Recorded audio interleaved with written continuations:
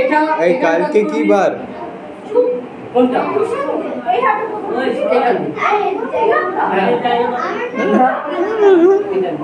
এটা এখানে, এটা এখানে, এটা এখানে করো টাচ করতে দিব। Very good. একটু তো ছবল খেতেই হবে, এক ছবলে ছবল। চলো সঙ্গীটা বেশি। ওর একটা জিনিস দেখেছিস কি বলতো, ও আগেই কিন্তু এইভাবে দাঁড়িয়ে, এইভাবে হয় না। ফাইটে এত মাপা যায় না, প্রপার দাম ফাইটে যা ইচ্ছা করো, কিন্তু প্র্যাকটিসে এটা হয় একদম। আমি এইভাবে এই মাপুতে দাঁড়াতে পারি প্র্যাকটিস, ফাইটে করতে হবে। ওকে, এটা প্র্যাকটিস। প্র্যাকটিসে শরীরটা ফ্লেক্সিবল হয়, এত বেঁকা যায় না, সোজা দাঁড়ায়। চল ঘুরবি না এক জায়গায়, সরতে পারবি না, তাহলে তো আমি ভালো চলবে। একই জায়গায় কাজ, শুধু কাজ সম্ভব কিছু। Very good. ওকে খেলতে দে।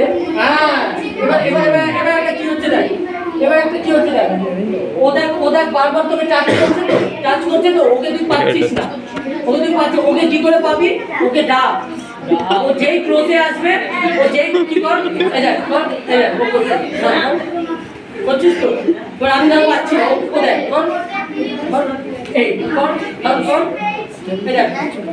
আমি পাচ্ছি না, কর এবার কর। এই ও যেই কাছে আসলো সাথে সাথে টাচ, ওইভাবে ওকে হারাতে হবে। ওকে দূরে গিয়ে পারবি না, কারণ ওর তো রেঞ্জের বাইরে খেলছে। ও আগে শোল্ডার এই করেছে, ও কিন্তু শোল্ডার এই করে।